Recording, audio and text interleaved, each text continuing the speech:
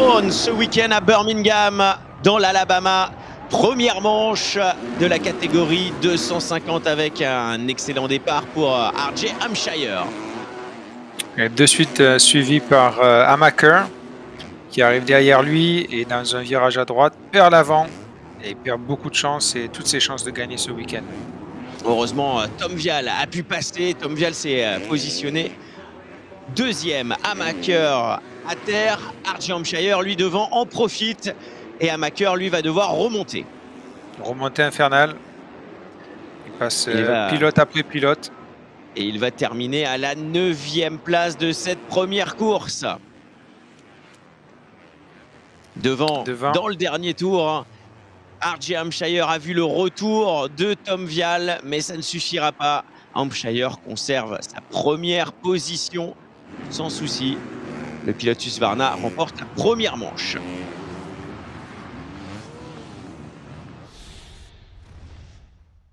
Et la deuxième manche, c'était all shot de Amaker devant et qu'ils ne reverront plus jusqu'à la fin. Ouais, cet Amaker va prendre sa revanche et il le fallait.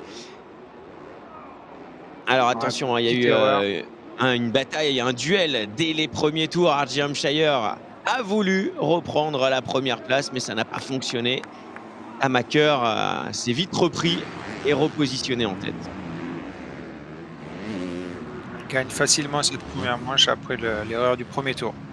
Ouais, la deuxième manche, donc victoire pour Amaker et une belle deuxième place pour Hampshire, une troisième position pour Ned Treasure. Et puis une Triple Crown, c'est 3 manches. Alors la voici, cette dernière course avec une nouvelle fois un très bon départ de Seth Amaker. Et il nous manque Hampshire. Il était bloqué au départ, on peut le voir. Et il s'est fait accrocher. Un accrochage et une chute juste devant lui. Il s'en sort bien, mais il va falloir remonter, ce qui va réduire ses chances de victoire. Un petit souci pour Mumford également. Qui avait fait un super entraînement et on dirait qu'il s'est fait mal à la cheville. Hampshire ici va passer à Munoz pour la 5e position. Et devant ce groupe-là, on va retrouver Benick qui a inquiété Tom Vial l'espace d'un instant pour la 3e position. Et là, on voit Tom Vial qui serre la porte, qui fait que Benick passe à l'intérieur des boîtes de paille et frôle la disqualification. Ned Treasure, lui, on le voit ici, il a fait une très très bonne course. Il va se positionner à la 2e place. Et devant, Amaker aura fait le sans faute dans ces 2 dernières manches. Il s'impose encore une fois, mais ça ne suffira pas pour lui pour aller sur le podium.